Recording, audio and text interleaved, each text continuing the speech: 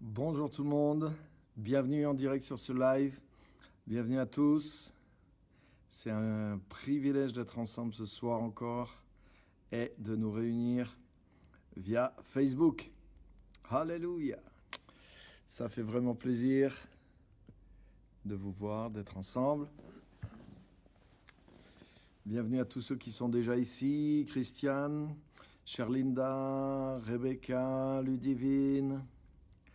Bienvenue à toutes, à tous, Geneviève. Bonsoir tout le monde. Soyez bienvenus. Pardon. Bienvenue sur ce temps de live. Et on va avoir un temps encore super ce soir. Donc merci à tous d'être là. Bienvenue à tout le monde. Pascal, Christophe. Soyez vraiment tous bienvenus. Ok. Ah, ok, impeccable. On est prêt. On va pouvoir avoir un temps tout à fait intéressant et spécial ce soir. Bienvenue à tous. Si vous voulez, vous pouvez partager la vidéo directement, comme ça vos amis pourront suivre aussi. Clémence, bienvenue. Bienvenue à tous. Bienvenue à tous ce soir. Sylvie, bienvenue. Bonsoir tout le monde. Bienvenue à tous sur ce direct.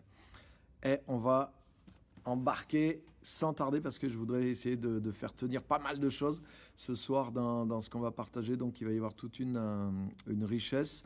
Rappelez-vous aussi qu'à la fin, bien sûr, vous pouvez commenter, vous pouvez aussi envoyer des commentaires, ajouter quelque chose, partager quelque chose, poser des questions, donner votre sentiment, un retour sur ce qu'on partage, sur ce que vous allez entendre. Bonsoir, Pasteur Simone également. Donc, n'hésitez pas, je laisse toujours 10-15 minutes au moins pour que vous puissiez partager et je réponds ensuite aux commentaires, je reprends les commentaires ou s'il y a des questions, j'essaie d'y répondre. Donc, soyez à l'aise pour pouvoir partager à la fin du message pour qu'on puisse avoir un échange. Donc, n'hésitez pas à mettre des choses, même pendant le développement. N'hésitez pas à envoyer des commentaires puisque je vais remonter le fil à la fin. Et comme ça, je verrai vos commentaires, vos questions, etc., etc. Donc, bienvenue à tout le monde. Bienvenue à tous ceux qui nous rejoignent encore. Emmanuel, Lélo, Stéphanie, Céline, tous ceux qui sont en train d'arriver.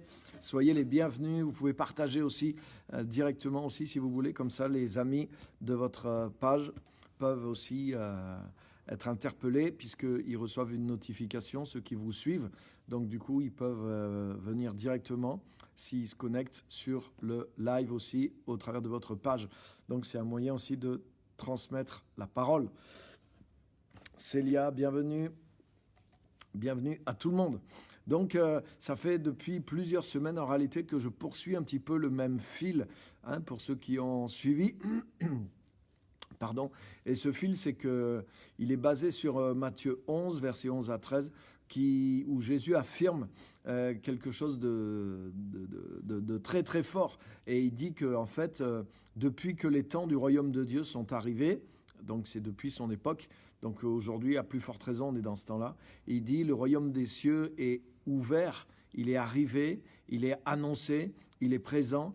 Et il dit que tout enfant de Dieu, en réalité, je paraphrase un peu Jésus, il dit que tout enfant de Dieu, toute personne qui est dans le royaume de Dieu peut devenir grand. Le plus petit dans le royaume de Dieu est plus grand même que les plus grands personnages de l'ancienne alliance. Donc ça veut dire que tout enfant de Dieu a le potentiel dans le royaume et par le royaume de devenir grand pour Dieu, de manifester la grandeur du royaume de Dieu pendant sa vie sur terre.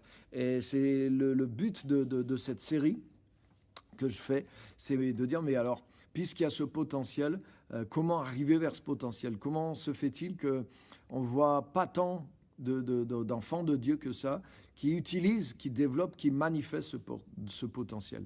Il y en a qui l'ont trouvé, qui l'ont manifesté, qui ont laissé des traces extraordinaires dans l'histoire. Peut-être on aura l'occasion de voir certains personnages qui étaient des chrétiens et qui ont marqué l'histoire.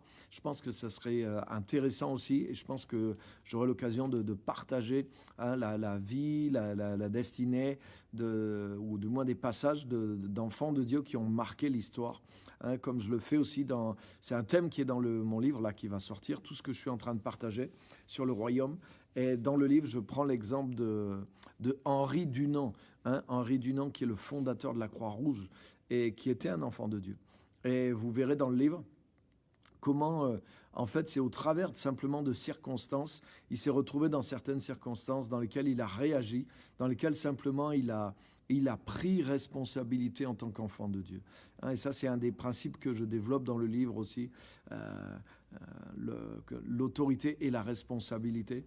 Et en fait, il a simplement pris responsabilité dans une situation, et c'est comme ça que ça a donné la naissance de la Croix-Rouge qu'on connaît. Tout le monde connaît la Croix-Rouge, mais renseignez-vous sur le fondateur et vous verrez que c'était un homme de Dieu, c'était un enfant de Dieu. C'était pas un pasteur, c'était un chrétien, mais qui avait cette ferveur pour Dieu, pour le royaume et pour implanter. Et il a fait beaucoup, beaucoup de choses qu'on ne connaît pas d'ailleurs, en plus de la Croix-Rouge, pour la gloire de Dieu pendant sa vie. Ça a été quelqu'un de très, très productif pour le royaume de Dieu, même pour Israël. Et donc, voilà. Donc, on aura l'occasion aussi de voir la vie de personnages comme ça. Mais aujourd'hui, on poursuit dans notre thème, mais tout enfant de Dieu peut être grand. Donc, comment nous pouvons débloquer ce potentiel. Et pourquoi des fois ce potentiel ne se développe pas, ne se débloque pas dans notre vie. Donc, c'est ces choses-là que je veux partager. Donc, bienvenue encore à tous ceux qui nous rejoignent, Clarisse, Mélanie, Pasteur Alvaro, que Dieu te bénisse, sois le bienvenu. Et donc, n'hésitez pas à partager le live et on va rentrer directement maintenant dans le message. Donc ce soir, la partie que je veux développer, tout en continuant dans ce thème, la partie qu'on va voir ensemble ce soir, c'est comment devenir, le thème général, c'est tout chrétien, le potentiel de devenir grand dans le royaume. Et ma question ce soir, c'est comment devenir grand dans le royaume. Comment faire pour devenir. Et dans mon titre, il y a devenir. Et même j'aurais pu raccourcir mon titre. Ce que je veux partager avec vous ce soir, c'est comment même devenir. Parce que je voudrais vous dire, en faisant ce petit jeu de mots, c'est que avant de venir, il faut devenir. Avant de venir quelque part, avant de venir dans une situation et d'intervenir dans une situation, il faut d'abord devenir soi-même. Et il faut qu'il y ait ce développement de quelque chose à l'intérieur de nous pour que nous puissions intervenir. Donc il faut d'abord devenir avant de venir sur une situation.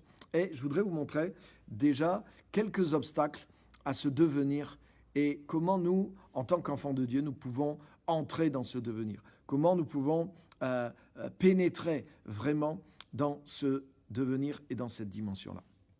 Donc, une des choses qui retient beaucoup de chrétiens, de devenir la personne à laquelle Dieu les appelle finalement à devenir. Une des choses qui retient les enfants de Dieu, souvent, c'est la recherche de la sécurité. Et on vit dans une société qui est basée et qui essaie de pourvoir, en tout cas, à un maximum de sécurité. Et je voudrais vous montrer qu'il faut faire attention à ça. Bien sûr, c'est bien d'avoir de la sécurité, c'est bien d'avoir... j'ai rien contre le fait d'avoir la sécurité sociale, d'avoir une assurance. Toutes ces choses sont très bien. C'est des énormes progrès dans la vie, dans la société. Si voilà, ta maison prend feu, tu as une sécurité, tu es assuré, mais c'est génial.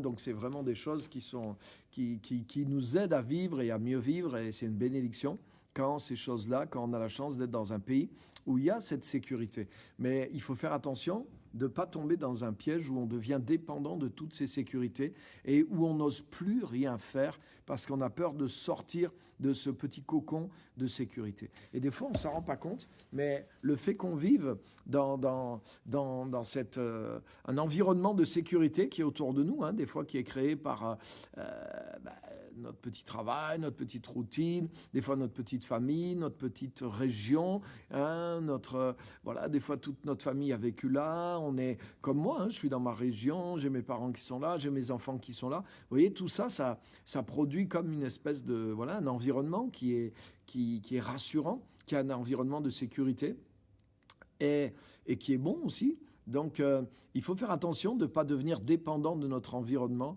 et de ne pas oser sortir de cet environnement ou changer quelque chose de peur que ça touche cet environnement de sécurité.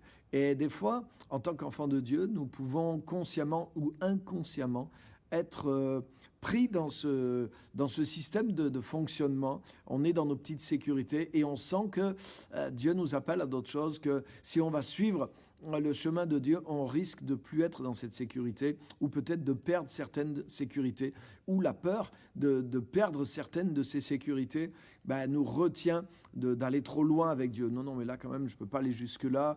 Oh là là, mais attention, là, je sens que je dépasse il y a une limite dans laquelle je suis habitué, qui est ma limite de sécurité. Là, je maîtrise un petit peu tout ça et je sais que si je sors de cette limite, je ne suis plus vraiment dans ma sécurité. Et ça, c'est vraiment quelque chose qui est dangereux. Et une chose qui est certaine, c'est que Dieu nous amène toujours au-delà de notre limite de sécurité. Pas toujours géographique, mais des fois, c'est relationnel. Des fois, Dieu t'amène à rencontrer des gens que tu ne voudrais pas. Même aller dans une église, par exemple, pour beaucoup de gens. Par exemple, moi, avant d'être chrétien, venir dans une église, mais pour moi, c'était sortir de ce qui était ma zone de sécurité à moi, même que je n'avais pas peur de certaines choses. J'étais capable d'aller dans une forêt à 10 000 km de chez moi. Mais par contre, de rentrer dans une église, d'écouter, ça m'aurait paru étrange et ça aurait sûrement été quelque chose de difficile pour moi, parce que ma sécurité était dans ces choses-là. Donc, c'est des choses sur lesquelles nous devons ouvrir les yeux, et beaucoup de chrétiens, malheureusement, se retiennent des fois de suivre l'appel de Dieu pour devenir grands, parce qu'ils ont cette recherche de la sécurité. Et je voudrais juste si tu es un peu dans ce cas-là, et on l'est tous un petit peu quelque part, mais si tu es bloqué par ça, je voudrais juste te faire remarquer ceci, c'est est-ce qu'il y a vraiment de la sécurité dans la vie ? Est-ce qu'il y a vraiment de la sécurité dans la vie ? Je voudrais te dire quelque chose, tu sais quoi ? C'est que l'endroit le plus dangereux, c'est ton lit. Parce que la majorité des gens meurent dans leur lit. Donc en réalité, si on regardait les statistiques, l'endroit le plus dangereux, l'endroit où tu as le plus de chances de mourir, c'est dans ton lit, puisque la majorité des gens meurent pendant qu'ils dorment. Non, c'est juste une blague basée sur des choses vraies, pour montrer qu'en réalité, dans la vie, bien sûr, en tant qu'être humain, on essaie de se donner de la sécurité, mais regarde, ce qui vient d'arriver avec l'histoire du virus, mais nous montre qu'il n'y a pas de réelle sécurité, on ne sait pas où va la vie. Donc la véritable sécurité, elle est de suivre Dieu, elle est de suivre la volonté de Dieu. Et la vie, en réalité, le but de la vie, c'est pas de se barricader pour qu'il ne nous arrive rien. Parce que finalement, la vie, mais c'est prendre des risques. Vivre vraiment sa vie, c'est prendre des risques. Rencontrer quelqu'un, c'est prendre des risques. Aimer quelqu'un, c'est prendre des risques. Se marier, c'est prendre des risques. Avoir des enfants, c'est prendre des risques.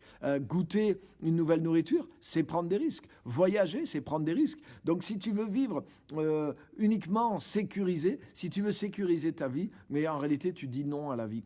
Et tu vas refuser quantité de choses, et des choses que Dieu a pour toi, des choses que Dieu veut faire dans ta vie. Et la vie avec Dieu, c'est pas une vie de sécurité au niveau humain. Mais si tu marches avec Dieu, mais Dieu va être ta sécurité. Par exemple, Dieu appelait Abraham alors qu'il avait déjà un certain âge. Et Dieu l'a appelé à quitter toutes ces sécurités. Et Dieu l'a appelé dans l'inconnu carrément. Si vous lisez Genèse à partir du verset 12, et vous lirez ce que Dieu dit dans le Nouveau Testament d'Abraham, dans Hébreux chapitre 11, et il est dit qu'Abraham partit sans savoir où il allait. Ça, c'est ce que j'appelle laisser vraiment ses sécurités. Donc Abraham a laissé ses sécurités à partir du chapitre 12 de la Genèse. Et au chapitre 15, Dieu s'est révélé à lui et Dieu lui dit ceci, Genèse 15, verset 1er, Dieu lui dit, Abraham, il lui dit littéralement, je suis moi-même ton bouclier et ta récompense sera très grande. Il y a même une traduction qui dit, je suis moi-même ton bouclier et ta très grande récompense. C'est-à-dire que Dieu lui-même, dans cette traduction, Dieu lui-même est le bouclier d'Abraham, ça c'est dans les deux traductions, mais dans la deuxième, Dieu est lui-même aussi la très grande récompense d'Abraham. Et c'est ça qui va nous aider à devenir. Parce que le fait que tu quittes tes sécurités, que tu choisis de t'appuyer sur Dieu, mais Dieu devient ta sécurité. Et Dieu dit à Abraham, je suis moi-même ton bouclier. Ça veut dire que Dieu devient ta sécurité et il devient ta protection. Et je voudrais te dire que, quel que soit, bien sûr, il y a plein d'assurances, il y a plein de choses qu'on a la chance d'avoir dans un pays comme la France qui sont réellement efficaces et que je ne conteste pas, qui sont réellement de grande sécurité, mais elles ne peuvent pas être comparables à la sécurité que Dieu lui-même en personne peut t'apporter. Parce que tu peux avoir toutes ces sécurités terrestres et échouer dans quantité de domaines parce qu'il y a des choses que tu ne peux pas prévoir. Il y a des choses que tu ne peux pas te garantir contre. Et il y a quantité de ces choses-là. Mais quand tu suis Dieu, peut-être il y a certaines sécurités que tu perds et c'est certain, Dieu t'amène dans des endroits qui sont un défi pour toi, comme je le disais, pas forcément géographiquement, mais des fois aussi géographiquement. En tout cas, Dieu t'amène dans une autre vie quand tu réponds à son appel, qui représente des défis pour toi et qui t'enlève tes sécurités. Et c'est volontaire, parce que nos sécurités sont des fois comme des béquilles sous lesquelles nous nous appuyons et nous ne voyons pas que nous reposons sur ces choses-là au lieu de nous appuyer sur la foi en Dieu. Et c'est ce qui empêche Dieu de nous conduire. C'est ce qui empêche des fois Dieu de nous amener dans l'avenir qu'il a pour nous. C'est pour ça que souvent quand Dieu nous appelle, Dieu enlève certaines de ses béquilles. Et c'est pour ça aussi que nous devons nous défaire de cette idée de sécurité, parce qu'il y a un mensonge dans cette idée de sécurité. Et souvent le monde t'achète en te faisant peur. Je me rappelle une fois, j'ai reçu, c'était il y a longtemps, une dame qui faisait du porte-à-porte, qui vendait des assurances. Elle est venue chez moi et elle voulait me vendre. Et en fait, sa stratégie commerciale, c'était de me faire peur. J'étais à ce moment-là jeune père. Elle me dit, mais vous vous rendez compte, s'il arrive quelque chose à vos enfants, et si, je ne vous le souhaite pas, monsieur, je ne vous le souhaite pas, mais si jamais vous mourrez, votre femme, comment elle va faire aujourd'hui avec 3 enfants? Et vous voyez, c'était tout. Donc du coup, achetez-moi une assurance. Et elle me disait, est-ce que vous avez une assurance? Je lui dis, oui, j'ai une assurance. Elle me dit, ah bon, mais c'est quoi votre assurance? Je lui dis, j'ai l'assurance que ni la mort, ni la vie, ni aucune autre créature pourra nous séparer de l'amour de Dieu manifesté en Jésus-Christ. Et j'ai commencé à lui parler comme ça, j'ai commencé à lui rendre témoignage. J'ai été un petit peu ébranlé parce que c'était pas... Mais en tout cas, voilà, c'est pour dire que... Après, c'est pas un problème de t'assurer, tu peux prendre des assurances aussi si tu veux, c'est pas là mon débat, Mais ce que je veux dire, c'est que par contre, des fois, c'est sur la peur qu'on se barricade dans ces assurances, mais ces assurances ne peuvent pas te garantir de toute façon de l'inconnu qu'il y a dans la vie. Et la vie elle-même, la vraie vie, même en dehors de Dieu, vivre pleinement ta vie, mais tu peux pas. Il n'y a pas de vraie sécurité. C'est un mythe, cette histoire de sécurité. Parce que tu sais pas, regarde, tu peux être ici, dans le pays le plus protégé du monde. Regarde, l'Occident a été beaucoup plus frappé par le virus, par exemple, que beaucoup d'autres pays qui ont moins de sécurité humaine pour se défendre. Donc, ça ne veut rien dire. Tu peux choisir toutes les sécurités et ne pas être en sécurité. La vie ne te garantit pas la sécurité. Donc, se retenir par crainte par rapport à la sécurité, c'est un mythe, c'est se tromper. Cette histoire de sécurité, il y a quelque chose qui est une illusion dedans. Et c'est ce que les gens essayent justement de jouer sur cette illusion pour te vendre des assurances.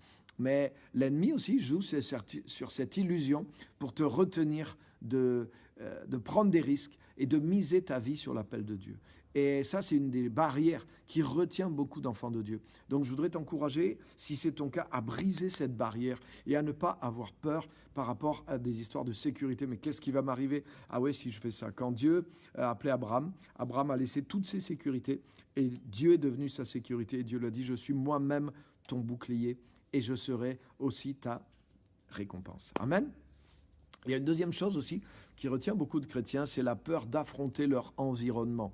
Une chose qui retient les chrétiens d'être grands, c'est la peur d'affronter leur environnement. C'est-à-dire, si je deviens ouvertement chrétien, mais qu'est-ce qui va m'arriver? J'en parlais l'autre fois avec mes chers pasteurs de Saint-Éloi-les-Mines, avec qui je collabore depuis maintenant des années, et on a vraiment une grande proximité, on partage sur beaucoup de choses, on a vécu beaucoup de choses ensemble, et justement on partageait sur ça, et on parlait justement d'un frère qu'on avait dans l'église, qui avait l'air très engagé, très bouillant pour le Seigneur, et qui habitait à Saint-Éloi-les-Mines.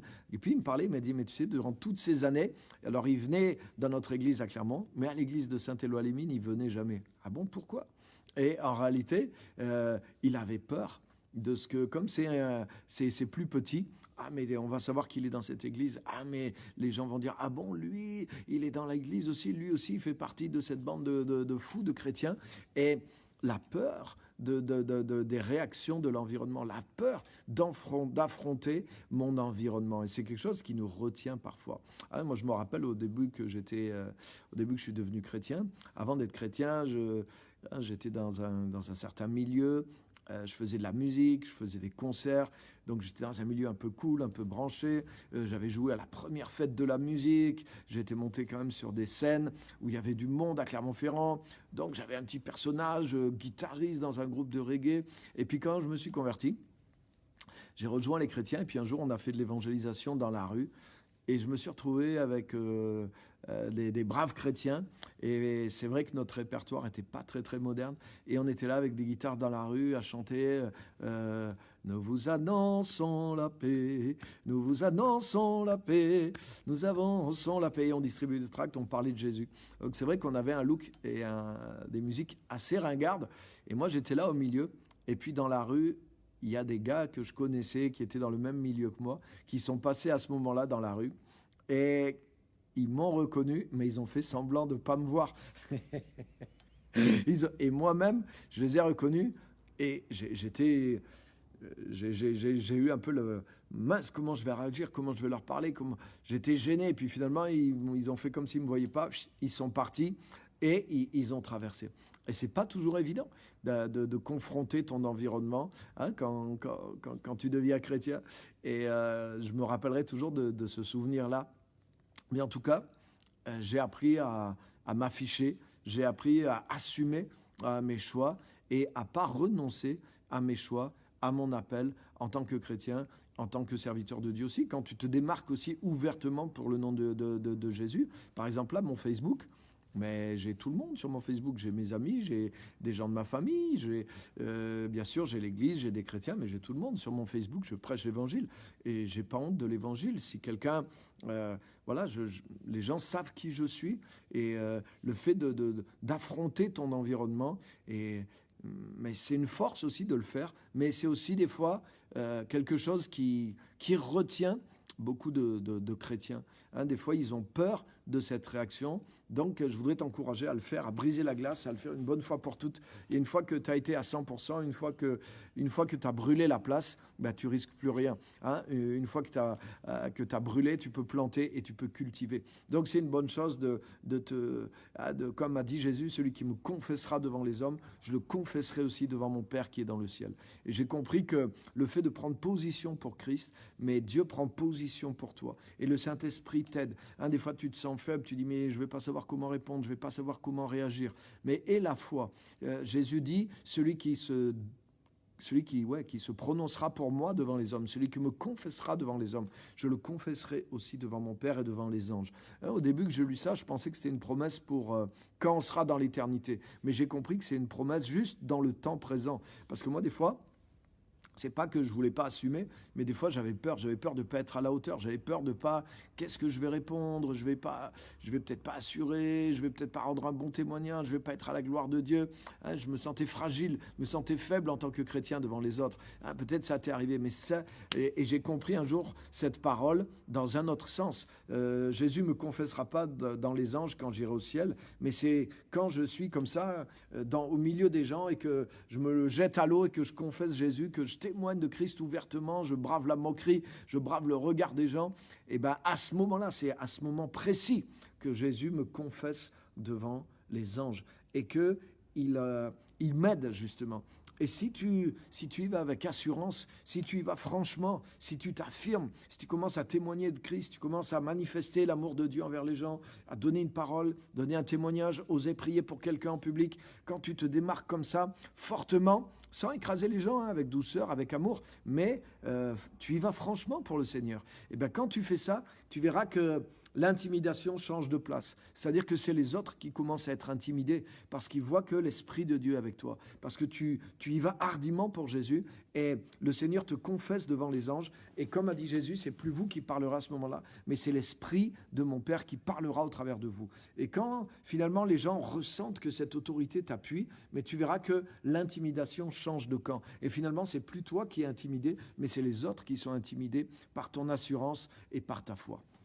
Donc, ça aussi, je voudrais vous encourager à ne pas craindre, mais à oser confronter vos peurs et votre environnement. Parce que c'est des fois une chose qui nous retient et qui nous empêche d'être grands. Une chose que j'ai comprise aussi, c'est que ne pas confronter mon environnement, mais c'est vivre pour les autres plus que pour Dieu. Ça veut dire que je tiens plus compte des autres que de ce que Dieu m'appelle à faire. Si je ne rentre pas dans mon appel parce que j'ai peur de ce que mon environnement va penser ou comment il va réagir s'il apprend que je fais ça pour Dieu, que je me lance dans un projet pour Dieu, que je vais suivre une formation pour Dieu ou que je vais dans tel ou tel.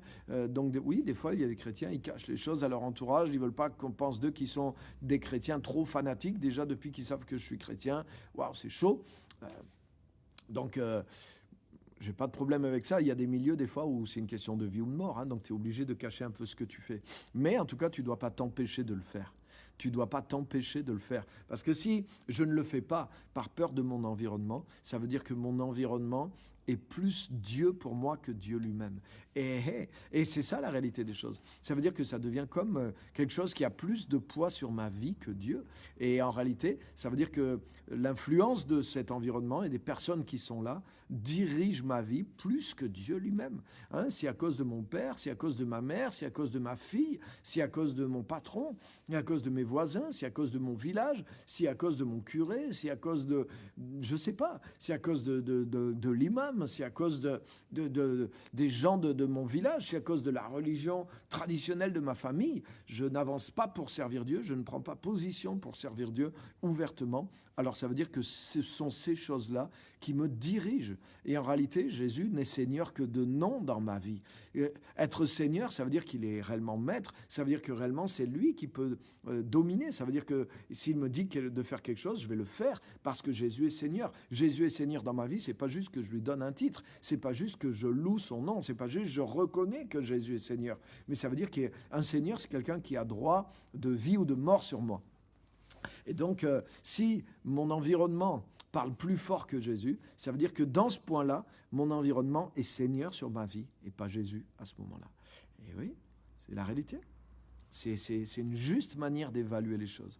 Et c'est pour, même si c'est fort, mais ça peut nous aider en faisant un électrochoc et à se dire, mais c'est vrai, c'est ces choses qui gouvernent ma vie, c'est l'influence de mon environnement qui gouverne ma vie. Des fois, en théorie, oui, Jésus est Seigneur, bien sûr, on veut que Jésus soit Seigneur. Mais entre la théorie et ce qui est réel dans nos vies, des fois, il y a une marge et nous devons franchir cette marge. Donc, une des raisons, des fois, pour lesquelles les chrétiens ne deviennent pas grands, c'est qu'ils sont contrôlés par la sécurité, la peur de quitter leur sécurité, mais ils sont des fois contrôlés aussi par leur environnement et par l'influence de leur environnement. Une troisième peur qui les contrôle, après je vais passer à des choses plus positives, c'est la peur d'échouer. Je ne sais pas si ça vous est arrivé, moi ça m'est arrivé très souvent, la peur d'échouer. C'est-à-dire que là j'ai plus peur de laisser mes sécurités, j'ai pas peur de ce l'environnement va dire, mais j'ai peur d'échouer. Je me dis, mais est-ce que je vais y arriver ? Je suis tout jeune dans la foi, il y en a j'en connais des plus forts apparemment qui n'ont pas réussi. Donc est-ce que je vais réussir ? Est-ce que je vais pas échouer ? Et je vais vous dire qu'une chose, c'est que la seule façon sûre d'échouer, c'est de ne pas tenter. Se tromper, ce n'est pas échouer. Se tromper fait partie du succès. Se tromper fait partie du succès. Contrairement à ce qu'on nous enseigne à l'école. À l'école, on t'enseigne que si tu te trompes trop souvent, alors tu es recalé, tu as échoué, tu redoubles, tu n'es pas bon. Mais dans la vie réelle et dans la vie avec Dieu, l'important, c'est de poursuivre un objectif. Et quand tu n'arrives pas, quand tu te trompes, quand tu fais des erreurs, mais tu apprends quelque chose. Et tout ça est voulu par Dieu. Et tu peux faire plusieurs erreurs en tentant d'obtenir quelque chose, en tentant d'aller dans le sens de Dieu. Et tu vas faire quantité d'erreurs. Mais ces erreurs même, elles concourent à ton bien, elles te forment, elles développent quelque chose. L'important, c'est de ne pas changer de direction. L'important, c'est de continuer dans l'appel que Dieu a pour toi. Et ça, c'est tellement important. Donc, le véritable échec, c'est de ne pas essayer. La seule certitude d'échouer, c'est de ne pas suivre l'appel. C'est de ne pas dire oui à ce que Dieu t'appelle à faire. Mais se tromper en voulant réussir, c'est pas échouer. Tomber en voulant réussir, c'est pas échouer. Tomber en allant dans le sens de l'appel de Dieu, ce n'est pas échouer. Si tu lis le livre Le Voyage du Pèlerin, ils ont sorti un bon film d'animation d'ailleurs qui était proposé aussi même gratis, tu peux le trouver et qui est très très bien. Et le livre Le Voyage du Pèlerin, mais quand tu lis l'histoire, c'est l'histoire de la vie chrétienne sous une forme allégorique. Et en fait, tu te rends compte que le héros qui s'appelle chrétien et qui représente chacun de nous, mais quantité de fois, il se trompe. Quantité de fois, il ne prend pas le bon chemin. Mais après, il apprend quelque chose. Il revient en arrière et il revient sur le bon chemin. Et finalement, il réussit. Il atteint la cité céleste, le but qui s'est fixé. Donc, c'est tellement important. Et oui, qui ne tente rien n'a rien. Donc, la peur d'échouer, mais c'est aussi quelque chose qui est faux. Des fois, c'est la préoccupation de soi. C'est l'orgueil. Qu'est-ce que les autres vont penser? Ah ouais, mais si j'échoue, l'important, c'est pas moi, c'est la gloire de Dieu. Si je réponds à l'appel de Dieu, mais des gens seront sauvés, des gens seront bénis, des gens seront servis, des gens verront Dieu, des choses qui sont injustes dans le monde vont changer, des situations qui sont mauvaises seront rendues meilleures, parce qu'un enfant de Dieu aura retroussé ses manches et se sera mis à servir Dieu dans ce domaine. Quelqu'un aura amené de la lumière dans les ténèbres. Donc j'aurais été une bénédiction pour des gens. Alléluia. Et ça, c'est tellement important. Donc, le vrai échec, ça serait de ne pas faire ça, de ne pas essayer, de ne pas tenter. Donc, cette peur d'échouer, elle aussi, elle est basée sur une illusion. Des fois, c'est un manque de confiance en soi qui crée cette peur d'échouer. Manque de confiance en soi. Mais je voudrais te dire que tu peux compenser ça par la confiance en Dieu. Parce que la vraie confiance en Dieu implique d'avoir confiance en soi, puisque Dieu nous choisit. Dieu nous choisit, donc Dieu a confiance en toi, puisque Dieu t'a appelé à Christ, et Dieu veut faire des œuvres bonnes, comme je l'ai dit l'autre fois, qu'il a préparées d'avance au travers de toi, n'importe qui que tu sois en Christ. Éphésiens 2:10, c'est la base du salut, on l'a vu. Dieu a préparé d'avance des bonnes œuvres pour que tu les accomplisses. Donc Dieu a un appel pour toi. Dieu a des choses qu'il a prévu que tu accomplisses pour sa gloire. Donc tu es qualifié pour ces choses-là. Dieu a mis sa confiance dans la personne que tu es en train de devenir en Christ. Donc renonce à ce manque de confiance, renonce à tes peurs, fais confiance à Dieu, puisque Dieu a confiance dans l'instrument que tu es. Et comme j'ai dit toujours, Dieu a pris de la terre et Dieu a pris de la boue et il a réussi à faire Adam avec. Le premier homme a été tiré de la poussière du sol. Et je me dis toujours ça, si Dieu a réussi à faire quelque chose avec de la boue, Dieu arrivera à faire quelque chose avec moi. Alléluia. L'important pour Dieu, c'est pas tellement la matière première. Dieu peut prendre de la terre et faire un être humain avec. Donc, il faut juste dire oui à Dieu. Par contre, si tu dis « Ah oui, j'ai pas confiance en moi parce que je vois mes défauts, je ne suis que de la poussière, je ne suis que de la terre, je ne suis pas assez bon pour Dieu. » Mais en fait, tu dis non à Dieu. Tant que tu te... Comme j'ai dit la semaine dernière à l'église, ne te cache pas derrière des excuses, mais cache-toi derrière ton armure. Dieu t'a donné une armure, l'armure de la justice, le bouclier de la foi. Cache-toi derrière ton armure. Cette armure, ça représente ce que Dieu va faire avec ta vie. Dieu est capable, Dieu a choisi les choses folles du monde, Dieu a choisi les choses faibles du monde. Donc si tu es faible, si tu n'es pas qualifié, mais c'est parfait, tu es la bonne personne. Mais par contre, il ne faut pas dire non à Dieu parce que tu manques de confiance en toi. Parce que si tu dis non à Dieu, si tu dis « Ah non, j'y vais pas parce que je ne suis pas assez bon, je ne suis pas assez qualifié », c'est toi qui es en train d'empêcher Dieu d'agir dans ta vie. Ce n'est pas un problème pour Dieu que tu ne sois pas qualifié. Dieu n'appelle pas des gens qualifiés, mais Dieu qualifie les gens qu'il appelle. Dieu n'appelle pas des gens qualifiés, mais Dieu qualifie toujours les gens qu'il appelle. Donc, ne résiste pas à Dieu, arrête de manquer de confiance en toi. Si Dieu a confiance qu'il va faire avec toi ce qui est nécessaire pour ton appel, marche avec Dieu. Dieu a appelé Abraham et Sarah pour faire d'eux les pères et les mères d'une multitude de nations. Il a choisi un couple de vieillards et dont la femme était stérile et n'avait jamais eu d'enfant. Donc eux, Dieu les a choisis justement parce qu'ils étaient particulièrement non qualifiés. Pourquoi ? Pour manifester sa gloire. Mais il fallait qu'ils répondent à l'appel et qu'ils se laissent transformer par Dieu. Et c'est là que j'arrive maintenant, sur ces points-là. Donc on a vu 3 formes d'obstacles. Maintenant, je vais vous montrer 2 choses qu'il faut faire. Comment devenir ? Dieu nous appelle et on n'est pas qualifié. Dieu a appelé Abraham. Abraham n'était pas qualifié. Mais en suivant son appel, Abraham est devenu Abraham. Et quand Abraham est devenu Abraham, Abraham a donné naissance à Isaac. Et Dieu a qualifié Abraham en disant « Abraham, suis-moi ». Et c'est pour ça que c'est important de répondre à l'appel de Dieu. Parce que si tu réponds à l'appel de Dieu, ça va répondre à toutes ces choses-là. Ton environnement va changer. Dieu va te rendre plus fort que l'opposition qu'il y a dans ton environnement. Dieu deviendra ta sécurité. Et cette sécurité-là sera meilleure que les sécurités qui sont autour de toi. Moi, je connais des gens, quand je me suis converti, quand j'ai répondu à l'appel de Dieu, ils ont fait d'autres choix de vie. Même certains chrétiens, et ils ont choisi certaines sécurités. Mais au fil des années, mais aujourd'hui, même au niveau humain, et je me défends pas si mal au niveau des sécurités humaines, malgré que je les ai pas recherchées. Et ma situation, finalement, est pas du tout négligeable, et on en reparlera encore dans 10 ans, même sur le plan matériel. Donc Dieu sait ce qu'il fait. Dieu est ta sécurité. Donc, si tu réponds à l'appel de Dieu, ça va répondre à toutes ces questions-là. Et je voudrais vous montrer 2 choses. En tant qu'enfant de Dieu, tu dois croire dans ton appel particulier. Comme j'ai dit tout à l'heure, Matthieu 11, tout enfant de Dieu est appelé à être grand dans le royaume. C'est pas... J'ai développé tout un thème là-dessus, réécoutez-le. Tu peux devenir grand dans le royaume, réécoutez-le. Ça montre que tout enfant de Dieu a un appel pour devenir grand.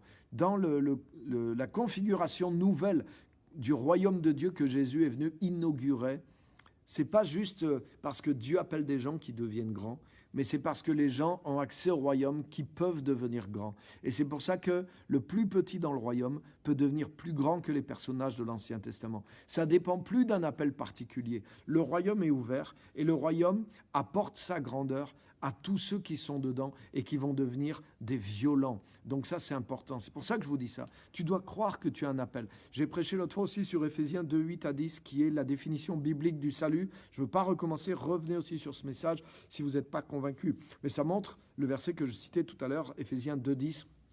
Dieu nous a créés en Jésus-Christ pour de bonnes œuvres qu'il a préparées d'avance pour nous. Donc ça, c'est la définition d'un appel. Dieu nous a créés en Jésus-Christ pour de bonnes œuvres qu'il a préparées d'avance. Ce n'est pas juste des bonnes œuvres ponctuelles, c'est un chemin. Alors, autre chose aussi qui est dans la Bible, c'est qu'il y avait des foules qui suivaient Jésus, mais dans la foule, Jésus appelait des disciples aussi. Et il a dit, si quelqu'un veut devenir mon disciple, qu'il renonce à lui-même et qu'il me suive, qu'il porte sa croix et qu'il me suive. Et tout disciple accompli deviendra comme son maître. Donc l'appel à devenir disciple de Jésus-Christ. Si tu es honnête, si tu connais un tout petit peu les évangiles et que tu es chrétien et que tu es honnête, l'appel à devenir disciple de Jésus, est-ce qu'il est réservé à certains ou est-ce qu'il est ouvert à tout le monde ? Et vous connaissez la réponse. Il est ouvert à tout le monde.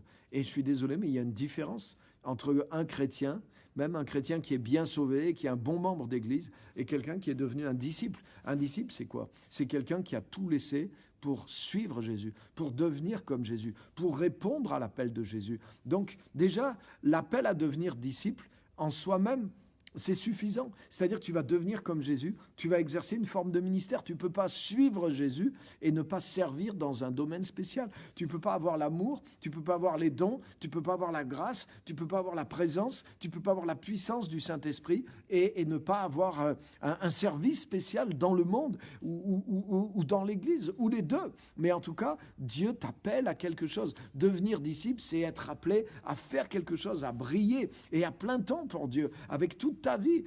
Je vais développer un thème là-dessus aussi, c'est que tout chrétien est appelé à plein temps aussi. Parce que tu es pas chrétien à temps partiel, tu es pas enfant de Dieu à temps partiel, tu es pas disciple à temps partiel.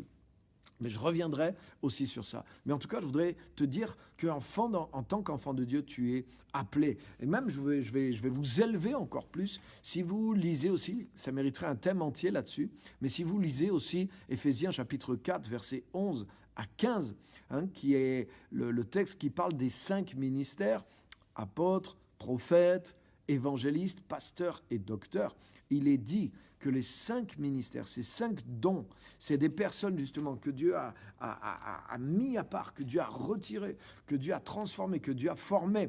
Et c'est pas que ces personnes ont reçu un don. Le sens biblique, c'est que ces personnes-là sont le don de Dieu à l'Église. C'est-à-dire que Dieu a pris ces personnes, il les a pris comme captives carrément, il les a arrachées et il les a transformées.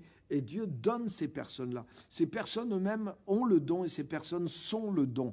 Et pourquoi Dieu lève ces 5 dons?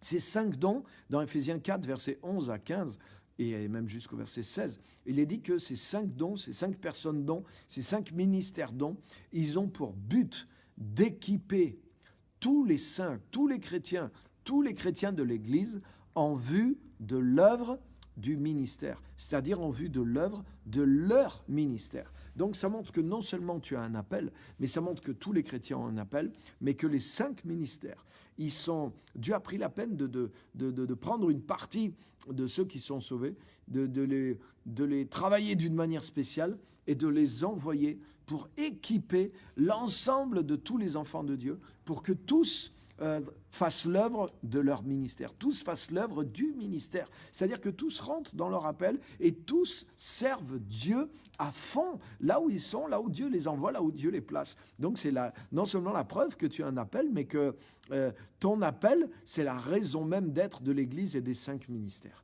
Tu te rends compte de ça ? Donc tu dois croire à ton appel. Pour pouvoir suivre ton appel, tu dois croire à ton appel. Et je pourrais te donner, mais rien que ça déjà, là je t'ai donné au moins 4 textes bibliques, 4 évidences bibliques. Celui de Éphésiens 4, celui de tout chrétien peut devenir un disciple, celui de Matthieu 11, que tout enfant de Dieu a un appel et doit devenir plus grand que les saints de l'Ancien Testament. Et la 4e chose, Éphésiens 2:10, que Dieu nous a créés en Jésus-Christ en vue des œuvres qu'il a préparées d'avance pour nous. Et je pourrais rajouter d'autres choses, mais déjà 4 évidences bibliques. 4 évidences bibliques. Normalement, ça doit suffire. Et tu dois croire dans ton appel particulier. Maintenant, quand Jésus dit, par exemple, si quelqu'un veut me suivre, si quelqu'un veut être mon disciple, ça veut dire que l'appel de Dieu, ah oui, mais moi, Dieu ne m'a pas parlé, Dieu ne m'a rien demandé, donc je reste comme je suis. Mais regarde bien, pour être un disciple, Jésus dit, il s'adresse à notre volonté, si quelqu'un veut me suivre, si quelqu'un désire me suivre, qu'il se charge de sa croix et qu'il me suive. Donc ça ne dépend pas simplement de est-ce que Dieu est venu te demander, est-ce que Dieu va t'appeler ? Non, tu es déjà appelé par défaut. Tout chrétien est appelé par défaut. Mais c'est à toi de vouloir. Comme dans le royaume, tout chrétien peut devenir grand, mais ce sont les violents qui s'en emparent. J'ai déjà développé ça. Ça veut dire que ça dépend de toi, ça dépend de ta volonté. Et si tu cherches Dieu de tout ton cœur, si tu veux savoir quel est l'appel, quel est le but de Dieu pour toi, mais Dieu va te répondre et Dieu va te parler. Moi, je te mets au défi de le faire de tout ton cœur, de chercher Dieu de tout ton cœur. Mais tu sais pourquoi beaucoup de chrétiens ne le font pas? Parce qu'ils savent que c'est vrai. Et ils ont peur qu'ensuite...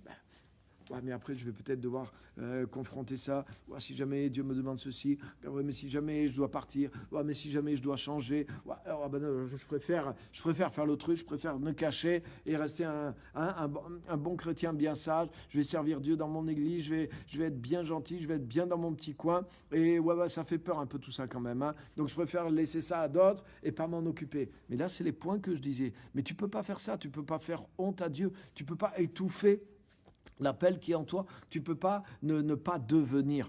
Parce que pour pouvoir devenir, c'est mon thème aujourd'hui, avant de venir sur le terrain de ton appel, tu dois devenir. Avant de venir, en 2 mots, tu dois devenir en 1 mot. Avant que Isaac naisse, il a fallu qu'Abraham devienne Abraham. Quand Abraham est devenu Abraham, ça s'est passé dans Genèse 17. Abraham a 99 ans. À 99 ans, Abraham est devenu Abraham. 1 an après, Isaac était là. Donc 9 mois après, pratiquement. Donc c'est pas difficile, une fois que tu es devenu la bonne personne, d'enfanter les choses que Dieu a préparées dans ta vie. C'est pas difficile. Mais ce qui est difficile, c'est pour Abraham de devenir Abraham. Et c'est pour ça, beaucoup de chrétiens disent, Seigneur, si tu veux m'utiliser, utilise-moi. Fais quelque chose de grand avec moi. Seigneur, j'attends. Cette semaine, s'il se passe tout ça, alors c'est la preuve que tu m'as appelé. Puis ils attendent une semaine, et puis il ne s'est rien passé pendant cette semaine. Mais oui, parce que c'est quand tu réponds maintenant, et que tu crois maintenant à l'appel, que tu commences à changer ta trajectoire. J'en parlais ce matin avec la pasteur Simone. Tu changes ta trajectoire et en allant vers ton appel. Mais c'est là que le processus de transformation commence. Et quand Abraham a tout laissé pour quitter Dieu, c'est pas dans la semaine qu'il est devenu Abraham. C'est pas dans le mois suivant qu'il a eu Isaac. C'est pas dans l'année suivante non plus. Et qu'il a reçu la terre de Canaan non plus. Mais il s'est dirigé vers l'appel de Dieu. Il s'est dirigé vers ce qu'il voyait. Et en se dirigeant vers ce qu'il voyait, mais il a quitté certaines choses et certaines choses nouvelles se sont développées en lui. Parce que même que tu sois né de nouveau, même que tu sois un bon chrétien, je vais te garantir que ce qui doit sortir et qui doit être dominant sur toi pour ton appel, c'est des choses qui sont simplement encore enfouies à l'intérieur de toi. Et le potentiel est en toi, mais il faut que Dieu veut faire sortir ce potentiel. Dieu veut défier ce potentiel. Dieu veut appeler à l'existence ce qui est encore caché et invisible à l'intérieur de toi. Oui, Abraham était caché en Abraham.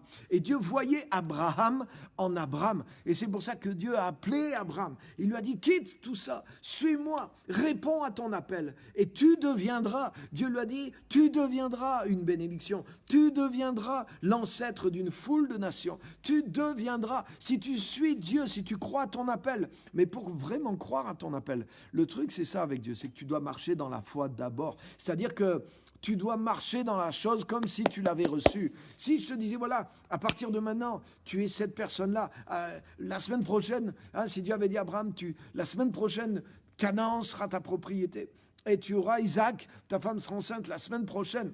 Mais Abraham, il aurait dit, mais je pars tout de suite. Et il y a des chrétiens, c'est ça. Ils partiront s'ils voient. Ils partiront s'ils possèdent. S'ils ont quelque chose de tangible dans leurs mains, ils vont croire à leur appel. Et là, ils vont vraiment s'investir à 100% dans leur appel. Mais je voudrais te dire que dans la vie chrétienne, c'est pas comme ça que ça marche. Tu dois t'investir à 100%, comme si tu voyais, comme si tu possédais au moment où Dieu te parlait et au moment où Dieu t'appelle. Et c'est ça qui va créer la transformation et qui va devenir. Et c'est ça qui fait que beaucoup de chrétiens restent petits, parce que finalement, ils ne font pas tout ce qu'il faut pour répondre à leur appel. Ils n'engagent pas leur foi entière. Ils ne misent pas réellement leur vie entière sur la parole de Dieu, sur l'appel de Dieu pour leur vie. Et ils n'orientent pas leur vie dans la trajectoire de leur appel. Et c'est pour ça qu'ils ne deviennent pas. Et ils attendent peut-être, oui, si Dieu tu le fais, si là tout me tombe dessus, si du jour au lendemain je deviens Moïse, si du jour au lendemain je deviens Abraham, alors ça sera merveilleux. Mais c'est pas comme ça que ça marche, les amis. Je vais vous donner un autre exemple, même dans le Nouveau Testament, quand Jésus a appelé les 12, vous le lirez dans Matthieu chapitre 4, verset 19. Jésus dit à ses disciples, quand il a choisi les 4 premiers, Pierre, André, Jacques et Jean, avec la pêche miraculeuse, Jésus leur dit ceci, dans Matthieu 4, 19. Jésus leur dit, suivez-moi, écoutez bien, suivez-moi, et je ferai de vous des pêcheurs d'hommes. Suivez-moi, et je ferai de vous des pêcheurs d'hommes. Ça veut dire que le moment où ils vont pêcher les hommes, c'est dans le futur. C'est-à-dire que même si tu te convertis, même si tu suis Jésus aujourd'hui, ce n'est pas demain, dans 24 heures, ni dans 48 heures que tu seras pêcheur d'hommes. Par contre, pour devenir réellement un pêcheur d'hommes, pour être transformé en pêcheur d'hommes, il faut que tu suives Jésus tout de suite, dans les 24 heures. Et pas que tu le suives juste pour être sauvé, que tu le suives en tant que disciple, tu le suives à 100%. Ça veut dire, Seigneur, je laisse tout pour te suivre. C'est ce que Pierre a dit. Il a dit, mais Seigneur, nous, on a tout laissé pour te suivre. Mais c'est parce qu'ils ont tout laissé pour suivre Jésus. Et que Jésus a pu travailler en eux. Et au fil des années, ils sont réellement devenus. C'est ce qui a permis à Jésus de faire d'eux des pêcheurs d'hommes. Et c'est pour ça qu'il y a un temps entre le moment où Dieu t'appelle et entre le moment où tu deviens la personne avec qui Dieu commence à travailler, mais il y a du temps qui se passe. Et dans ce temps, tu peux avoir l'impression que rien se produit. Tu peux avoir l'impression que tu es toujours le même. Et les autres, tu peux avoir l'impression que, mince, l'autre, il a continué à chercher d'abord les choses de cette vie et le royaume de Dieu après. Même lui, il est resté dans l'église, mais lui, il a couru pour d'autres priorités que le service de Dieu. Finalement, aujourd'hui, il est plus avancé que moi. Et tu peux avoir l'impression que les choses sont comme ça. Mais si tu suis réellement le Seigneur, au bout d'un moment, il va travailler en toi et un jour, mais tu vas voir que tu es en train de devenir, que ce soit pécheur d'homme ou que ce soit la chose à laquelle Dieu t'appelle. La chose à laquelle Dieu t'appelle, Dieu va te le faire devenir. Abraham était appelé à être le père d'une multitude de nations, mais dans la chair, il était pas capable d'être le père, d'être un seul enfant. Et Dieu l'a rendu capable. Il écrit, c'est par la foi que Abraham et Sarah furent rendus capables d'avoir des enfants. Elle qui était stérile et lui qui était vieux. Et alors que son corps même était mort, ils ont été rendus capables par Dieu. Pourquoi ? Parce qu'ils ont suivi Dieu. Parce qu'ils ont découvert les lois de la foi. Ils ont découvert qui était Dieu. Ils ont découvert le surnaturel. Leur vie a été transformée. Leur caractère a été transformé. Leur niveau spirituel a été transformé. Et je voudrais te dire, c'est que ce que tu feras dépend de ce que tu seras. Aujourd'hui, tu fais peu dans l'œuvre de Dieu parce que tu fais par rapport à ce que tu es. Le plus important dans la vie chrétienne, c'est ce que tu es. Alléluia. C'est pas le titre que tu as. C'est pas les choses que tu fais. Ce que tu fais spirituellement, ce que tu fais dans l'œuvre de Dieu, ce que tu fais pour le Seigneur est proportionnel à ce que tu es.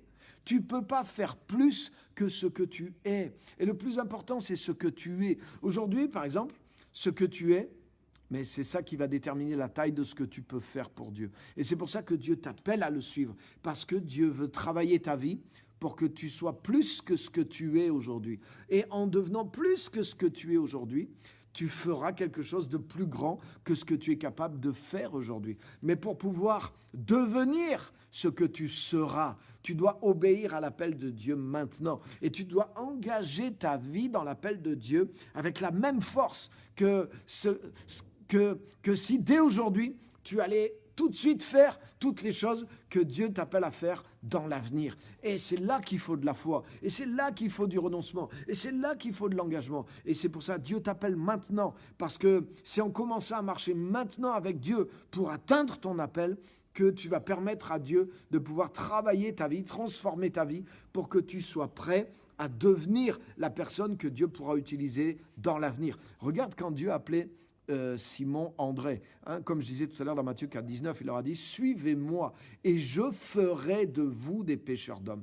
Ça veut dire que c'est en suivant Dieu à 100% pour devenir la personne qui sera qualifiée pour ton appel. C'est en suivant Dieu avec cette intensité-là, c'est-à-dire en rentrant déjà dans ton appel, que tu permets au Seigneur de pouvoir travailler en toi. Je ferai de toi. Suivez-moi et je ferai. Ça veut dire que si tu ne me suis pas, je ne pourrais pas faire de toi. Mais si tu me suis, si tu mets tout à me suivre, réellement, pas juste pour être sauvé, pas juste pour ne pas perdre ton salut, pas juste pour vivre une vie de sainteté, pas juste pour avoir la bénédiction, non. Je suis Dieu pour rentrer dans mon appel, pour faire les choses que Dieu va faire avec moi, même si je ne sais pas encore qu'est-ce que c'est. Abraham, il est parti sans savoir où il allait. C'est pas important si tu ne sais pas pourquoi, mais suis Dieu pour te consacrer à l'appel qu'il a pour toi. Parce que dès que tu commences à le faire, à suivre Dieu, tu permets à Dieu de pouvoir commencer à te transformer. Et quand Dieu te transforme, au fur et à mesure, il va te révéler aussi les choses auxquelles il t'appelle. Mais tu dois marcher dans cette foi. Tu ne dois pas demander, tu ne peux pas exiger d'abord à Dieu. Quand Dieu t'appelle, mais soumets-toi, donne-toi à 100% à cet appel. Et c'est ce qui va permettre à Dieu de pouvoir confectionner et travailler ta vie. Et quand il a dit ça, quand Jésus a dit ça à Simon, André, Jacques et Jean, la Bible dit qu'ils ont tout laissé. Et ils l'ont suivi. Donc, ils ont réellement fait ça. Et ils ne savaient pas où ils allaient. Ils ne savaient pas c'était quoi leur appel. Ça, c'est Matthieu 4. Plus loin, dans Matthieu 16, Simon a la révélation de Jésus. Et Jésus lui dit, tu étais Simon, fils de Jonas. Mais maintenant, moi, je te dis que tu es Pierre. Et qu'est-ce qu'il lui dit ? Et sur cette pierre, je bâtirai mon église. Ça veut dire quoi ? Tu vois, l'idée de Jésus, c'était de bâtir l'église. Et quand il a vu Simon, qui était un pêcheur de poissons, Jésus savait déjà ce qu'il allait faire. Mais il ne l'a pas révélé encore à Simon.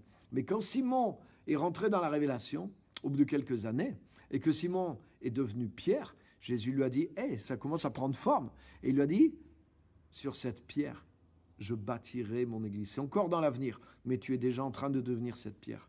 Déjà, tu vois plus clair. Déjà, il a commencé à voir parce qu'il est devenu. Simon est devenu Pierre. Et en devenant une pierre, le Seigneur l'a montré que cette pierre, elle serait une pierre de fondement dans la construction qu'est l'Église. Mais Simon a commencé à suivre Jésus pour devenir ce que Jésus allait faire de lui avant de savoir qu'il serait une pierre de fondement pour l'Église que Jésus allait bâtir. D'ailleurs, c'est des choses qu'il ne pouvait même pas encore comprendre. Des fois, Dieu nous appelle à des choses, on n'a même pas la capacité de les comprendre parce qu'on est ignorant des voies de Dieu, on est ignorant du plan de Dieu. Mais il faut suivre le Seigneur parce que la compréhension va venir, le développement et la transformation personnelle va venir. Ce que tu feras dépend de ce que tu seras. Ce que tu fais aujourd'hui pour Dieu vient de ce que tu es. C'est ce que tu es devenu qui te permet de faire ce que tu fais. Mais si tu deviens plus que ce que tu es, tu pourras faire plus que ce que tu fais aujourd'hui.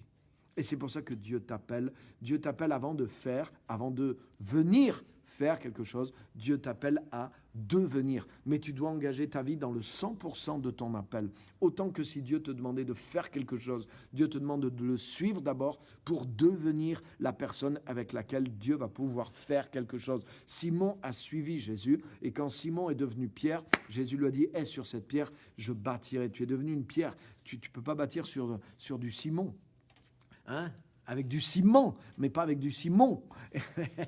Et Simon est devenu une pierre, et sur des pierres, tu peux bâtir. Donc Jésus sait où il t'amène. Dieu sait où il t'amène, mais il faut que tu deviennes. Et quand la matière première va être transformée, ça va devenir clair. Et Dieu va commencer à utiliser. Dieu bâtit pas l'église sur les ciments. Dieu bâtit l'église avec des pierres. Et tu dois devenir une pierre vivante pour que Dieu puisse t'utiliser pour construire l'église. Mais Dieu seul sait à quoi il t'appelle. Il les a appelés à devenir des pêcheurs d'hommes aussi. Donc là, c'était en dehors de l'église. C'était dans le monde. Ils allaient pêcher dans le monde aussi et attraper des hommes vivants. Il lui dit, c'est des hommes que tu attraperas vivants. Donc, suis-moi et je vais te faire devenir. Et ça, c'est important. Tu dois croire dans ton appel et tu dois t'engager en tant que disciple, c'est-à-dire renoncer à tout aujourd'hui. Attends pas d'avoir un appel, attends pas d'avoir un ministère clair et défini pour t'engager à 100%. Ça, c'est une erreur que font beaucoup de chrétiens. Moi, quand Dieu m'a appelé, c'était flou, je ne savais pas, mais je te garantis que je me suis engagé à 100%. Aujourd'hui encore, Dieu m'appelle à quelque chose qui dépasse ce que je fais tout de suite. Et tout n'est pas clair, mais je m'engage, j'ai compris comment ça marche. Je suis engagé déjà plus qu'avant, plus que jamais dans tout ce que j'ai fait. Et mon entourage peut te le dire. La pasteur Simone, elle va te dire, oui, c'est vrai. Aujourd'hui, je suis plus engagé que jamais. Et pourtant, c'est pas encore clair là où je vais. Mais je sais que je dois tendre à ça pour atteindre quelque chose de plus grand auquel Dieu m'appelle. Et je sais que je dois devenir. Je sais que je dois être transformé. Je sais que je dois relever certains défis. Je dois laisser certaines choses qui sont devenues une zone de sécurité pour moi, pour pouvoir atteindre les choses qui sont devant. Comme Paul, oubliant ce qui est en arrière, même ce qui est bon. Oublier ce qui est en arrière, c'est pas forcément ce qui est mauvais. J'ai bâti quelque chose pour Dieu. Amen. Mais maintenant, Dieu m'appelle à bâtir quelque chose de plus grand. Donc, je dois oublier même ce qui est fait pour pouvoir aller vers ce qui est de l'avant. Je dois devenir quelque chose de plus. Je dois, comme le papillon, la larve dans la chrysalide, elle lutte, elle se bat, elle ne sait pas. Est-ce qu'une larve, elle a conscience qu'elle va devenir un papillon? Elle ne le sait pas, mais il y a quand même un instinct qui lutte. Et pendant qu'elle lutte, pendant qu'elle fait tous ses efforts, et pourtant une larve ne peut pas faire beaucoup d'efforts, mais un jour, il y avait une petite fille qui assistait à ce spectacle. Elle a vu la larve qui faisait tous ses efforts. Elle a eu compassion de la larve. Elle a pris un ciseau et elle a commencé à découper le cocon pour que la larve puisse sortir. Et tu sais, quand elle a fait ça, et ben finalement, la larve n'est jamais devenue un papillon. Et elle a été voir son père. Elle dit, mais j'ai voulu aider la larve. Et son père lui a expliqué, lui dit, oui, c'est bien, c'est gentil, tu as voulu bien faire. Mais en réalité, les efforts que fait la larve pour tendre, elle ne sait pas, mais il y a un instinct. Comme quand la femme accouche. Imagine que tu connaisses rien. Une femme, elle rentre dans les douleurs de l'enfantement. Imagine qu'un médecin dit, oh là là, vous souffrez, madame, mais je vais vous donner de la morphine pour pas avoir mal. Oh, je vais vous donner un truc pour vous endormir. Mais c'est pas ça qu'il faut faire, c'est l'inverse. Il faut lui donner un truc pour qu'elle ait encore plus mal. Il faut lui donner un truc pour que le travail s'accélère encore plus. Mais oui, parce que là, c'est pas le moment d'arrêter la douleur, mais c'est le moment de pousser le processus parce que quelque chose va sortir. Tu dois, de la même façon, tu dois donner naissance à la personne que Dieu appelle. Et tu dois tendre, tu dois t'engager à 100%, tu dois passer par peut-être des souffrances, tu dois passer par des obstacles, mais c'est de la même façon que la femme enceinte va produire l'enfant, de la même façon que la larve, elle ne sait pas, mais elle sait qu'il y a quelque chose d'autre. Et finalement, l'effort qu'elle fait va briser la chrysalide, va déchirer l'enveloppe qui la retient, la sécurité qui la retient, la limitation de ce qu'elle est aujourd'hui. Et finalement, elle va donner naissance à ce papillon qui est magnifique, qui va sortir. Et là, waouh, le potentiel qui était caché en elle va apparaître et elle va voler et elle va devenir cette nouvelle créature. Mais c'est la même chose pour ton appel. Tu dois être à 100%, tu dois faire les efforts, tu dois chercher, même si c'est en tâtonnant, tu dois t'engager, tu dois croire à ton appel et tu dois t'engager à 100% à répondre à cet appel. Parce que c'est ça qui trace une nouvelle trajectoire. C'est ça qui fait que tu vas briser la chrysalide et que tu vas devenir le papillon. C'est ça qui fait que tu vas donner naissance à ce que tu es appelé à être. Abraham a donné naissance à Abraham. Et Simon, en marchant avec Dieu, en laissant tout, en pénétrant dans le domaine de la révélation, en acceptant d'être corrigé par Jésus, d'être formé par Jésus, mais il a donné naissance à Pierre. En marchant avec Dieu, Simon est devenu Pierre. C'est pas pendant que Simon était un brave pêcheur de poissons, Jésus n'est pas arrivé vers lui en lui disant « Ah ben maintenant ça y est, je te donne un coup de baguette magique, je t'impose les mains et ça y est, tu es devenu Pierre et sur cette pierre, je bâtirai mon église. » Non. C'est en répondant à l'appel, c'est en laissant tout qu'il a permis à Jésus de faire de lui, comme Jésus avait dit. Et il faut faire attention à ça. Beaucoup de chrétiens, ils restent là où ils sont. Ah Seigneur, si tu m'appelles, tu vois Seigneur, je suis là. Tu vois Seigneur, je suis disponible. Seigneur, je suis dans l'église. Mais ça ne marchera jamais. Ça ne marche pas comme ça. Seigneur, tu vois, moi je suis prêt à te servir. Je suis là. Si tu as besoin de moi, tu peux m'appeler, Seigneur. Mais là, tu vas rester longtemps comme tu es. Parce que c'est pas comme ça que ça se passe. Si quelqu'un veut être mon disciple, c'est à toi de quitter le chemin d'où tu es. C'est à toi de suivre Jésus. Le royaume est ouvert. C'est les violents qui s'en emparent. Dieu t'appelle. Tu n'as pas besoin de savoir si Dieu a besoin de toi. Dieu a besoin de toi. Tu n'as pas besoin de dire « Ah Seigneur, si tu m'appelles, si tu as un truc à faire pour moi, je suis là. » Mais la Bible te le révèle. Oui, tu as un truc à faire. Dieu t'a créé en Jésus-Christ pour des bonnes œuvres qui sont préparées d'avance. Donc l'appel de Dieu, c'est pas une supposition. Dieu t'a déjà appelé. Donc réponds à l'appel. Attends pas que Dieu vienne te réappeler une deuxième fois.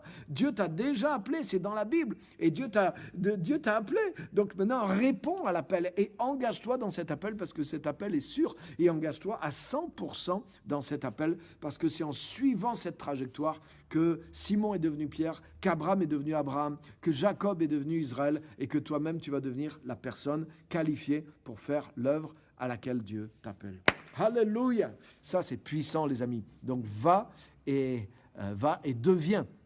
Voilà comment devenir. Il faut quitter ces obstacles et il faut s'engager, croire dans son appel et s'engager à fond dans son appel pour pouvoir donner naissance à ces choses-là. Alléluia! Donc, voilà, j'étais un peu plus long que prévu parce que j'ai donné pas mal de points, mais j'arrive à la fin, donc je veux écouter vos commentaires et répondre éventuellement à vos questions ou regarder à vos commentaires. Donc, n'hésitez pas à poster des choses. Je ne vais pas vous retenir plus longtemps parce que ça fait 1 heure déjà qu'on est là. Un accouchement spirituel, exactement. Accoucher de la personne que Dieu a créée en nous. Nous avons été créés en Jésus-Christ pour de bonnes œuvres que Dieu a préparées d'avance. Le potentiel de Christ est en nous, mais il faut accoucher de ce potentiel. Il faut accoucher de notre appel. Il faut devenir. Dieu nous appelle à devenir. Et un accouchement, c'est douloureux. Regarde ce que Paul dit, Galates chapitre 4, verset 19. « Mes enfants, pour qui j'éprouve de nouveau les douleurs de l'accouchement, jusqu'à ce que Christ soit formé en vous. » Mais ils étaient nés de nouveau.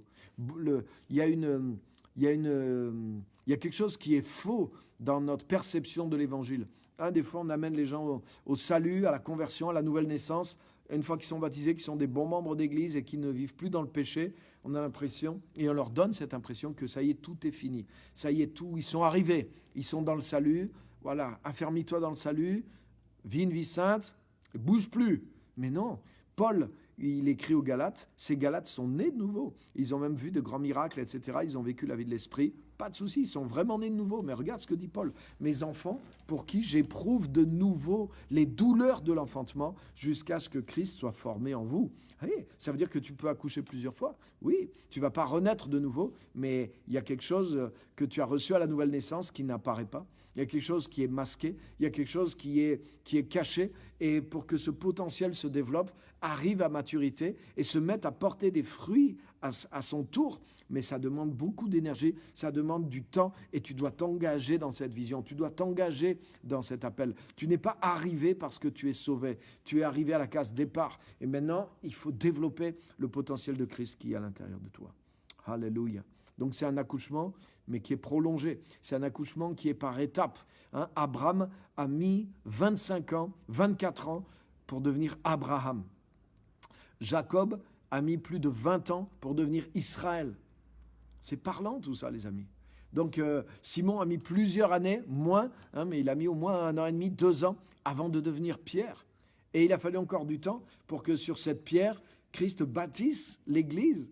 Et il a continué d'évoluer. En réalité, on continue de donner naissance, on continue de devenir. On peut toujours devenir meilleur. Et rappelle-toi que ce que tu vas faire pour Dieu vient de ce que tu es devenu pour Dieu. Ah oui, tu ne peux pas réellement faire quelque chose, tu peux avoir des activités bien sûr, mais produire un fruit spirituel dépend de la stature spirituelle de Christ que tu as réellement revêtu. Et c'est pour ça que Dieu t'appelle à le suivre. C'est pour ça que Dieu t'appelle à rentrer dans son appel. C'est pour ça que Dieu t'appelle à développer de la discipline, des disciplines spirituelles pour transformer ta vie. C'est pour ça qu'au fur et à mesure que tu réponds à l'appel, Dieu te transforme en travaillant intérieurement dans ta vie, mais en te faisant passer par toutes sortes d'expériences qui te transforment aussi. Alléluia. C'est tellement important.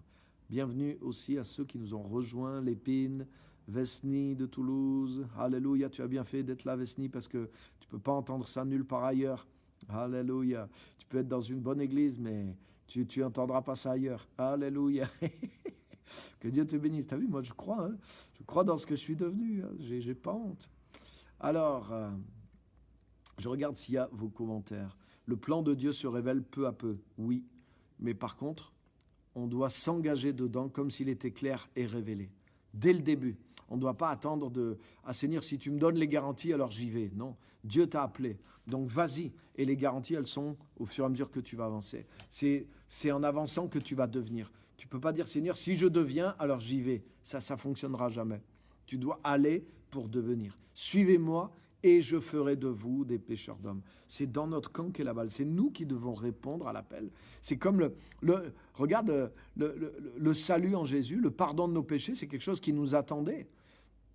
Et quand on est venu à Christ, mais on a reçu ces choses-là, mais ces choses-là étaient déjà là avant nous. On est d'accord? Ce qu'on a reçu en venant à Christ nous attendait déjà.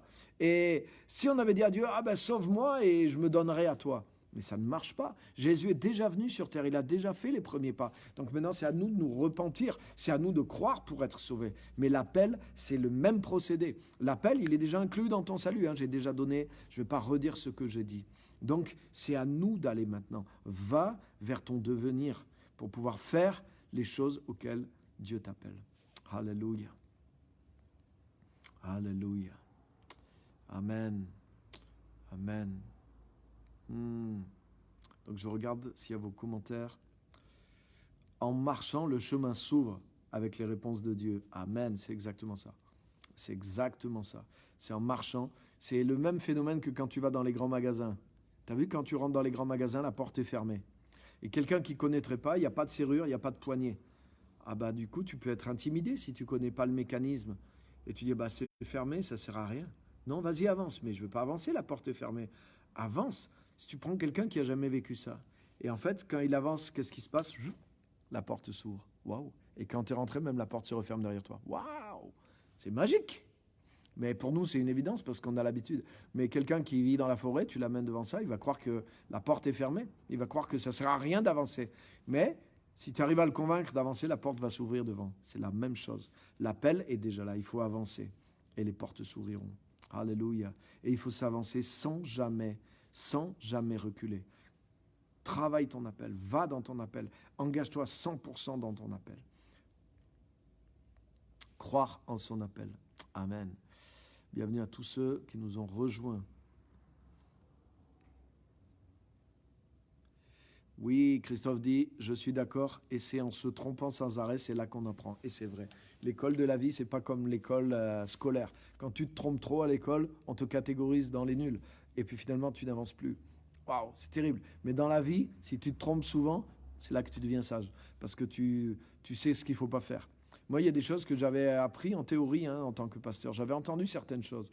Mais c'est quand elles me sont arrivées que je les ai réellement apprises dans ma vie. Maintenant, c'est indélébile parce que j'ai appris par la souffrance. Des fois, quand je retrouve le même type de situation, je le sens le truc venir et j'ai mal. Et comme je n'ai pas envie de repasser par la souffrance, je te garantis que ça me bouge. Et que même si ce n'est pas confortable, je vais prendre les mesures. Même s'il faut exercer la discipline, je vais exercer la discipline. Même s'il faut renvoyer quelqu'un, je vais renvoyer quelqu'un parce que je connais ces choses-là. Ah, l'esprit de Jézabel, par exemple. Oh là là là là, je l'ai vu dans l'église. Je connais maintenant. Et je le détecte de loin. Donc je te garantis que j'ai des gestes barrières là aussi. Et j'ai une massue barrière aussi. Et je te garantis que je ne vais pas me laisser dominer parce que ça fait mal quand tu te laisses avoir par ces choses-là. Donc c'est des choses que j'ai apprises, mais dans ma chair, elles ne sont pas que dans les livres. Je les avais lues dans les livres, mais je ne voyais pas vraiment Mais quand elles sont arrivées sur le terrain, je sais à quoi ça correspond maintenant. Je peux les enseigner aussi, elles sont en moi, ces choses-là. Et toi aussi. Donc, c'est par les erreurs, les difficultés, mais il n'y a rien de mal à ça. C'est des choses par lesquelles tu apprends. Amen. Alléluia. Donc, je vais vous laisser, les amis. Je regarde. Sylvie va devenir, quelle joie. Amen, amen, amen, amen. Et ne regarde pas là où tu es, ne regarde pas si tu as eu du temps qui a passé, ne regarde pas si tu as tel âge. Oublie tout ça. Dieu t'appelle. Donc ça veut dire que la meilleure opportunité, c'est maintenant. Le meilleur moment pour commencer ou recommencer, c'est maintenant. La meilleure décision que tu puisses prendre, quel que soit ton parcours jusque-là, c'est d'obéir à l'appel de Dieu maintenant. Même si tu avais fait le meilleur parcours possible, même si tu avais tout fait de la volonté de Dieu depuis que tu es tout jeune, mais ce message serait le même pour toi aujourd'hui maintenant. Ça voudrait dire, oublie ce qui est en arrière. Et maintenant, porte-toi vers ce qui est en avant. Ce qui est devant nous dans notre avenir, c'est l'avenir que nous avons à construire. Et la meilleure façon de construire cet avenir, c'est de le construire en répondant à l'appel de Dieu. Quelles que soient les choses qu'on a fait jusque-là, qu'on ait servi Dieu jusque-là ou qu'on ait eu des chemins difficiles jusque-là, peu importe. La meilleure chose que j'ai à faire, c'est... Et je peux consacrer entièrement mon avenir à partir de ce jour jusqu'à ma mort à servir Dieu si je veux. Waouh! Et c'est la meilleure décision que n'importe lequel d'entre nous on doit prendre. Qu'on soit Benny Hinn ou qu'on soit le fils prodigue. Et oui, c'est la sagesse, les amis. Et le diable essaie de te dire, ah ouais, mais regarde, comme tu t'es foiré pendant toute ta vie, mais alors quoi? Je vais continuer à me foirer pendant le reste de ma vie qui me reste? Comme j'ai pas réussi à faire quelque chose avec une grande partie de ma vie, alors quoi? La meilleure décision à prendre, c'est de... Vous voyez? C'est des faux raisonnements diaboliques. Donc ça aussi, enlève-le. Et foi en Dieu. Et foi en ton appel. Et foi que tout le chemin que tu as parcouru, même les erreurs, comme disait Christophe, répétées que tu as pu faire, mais tout ça, c'est une école de sagesse. Et ça concourra à ton bien si tu rentres maintenant dans le plein appel de Dieu, si tu consacres ta vie à faire la volonté de Dieu, tout ce que tu as vécu, même qui te devient une école, devient une banque de données, devient de la sagesse pour aller de l'avant et pour porter du fruit. Alléluia. Donc que Dieu vraiment vous bénisse. Je ne vous retiens pas plus, je vous ai déjà pris des minutes en plus. Merci à tous, n'hésitez pas à partager le message. Bientôt, je vous donne de très bonnes nouvelles. J'ai un nouveau livre qui va sortir, Manifester le royaume. Et je vous garantis que c'est waouh. Je suis enthousiaste et j'attends. Il me tarde qu'il arrive, il va bientôt arriver. Et vous allez voir, il y a tellement de principes aussi qui sont là-dedans et qui vont vous aider. Donc, que Dieu vous bénisse. Rendez-vous dimanche au culte. On sera en présentiel. On sera aussi en ligne pour ceux qui sont loin ou ceux qui ne peuvent pas ou qui ne veulent pas venir à l'église. Je respecte tout le monde. J'ai aucun jugement de valeur sur personne. Mais en tout cas, justement, on pourvoit un service double en ligne et en direct, en présence à l'église pour ceux qui le peuvent et le veulent. Et à 10h dimanche. Donc que Dieu vous bénisse. Et tous les jeudis à 18h30, on est là aussi sur ce live avec des choses très pratiques. Merci à tous d'avoir été là.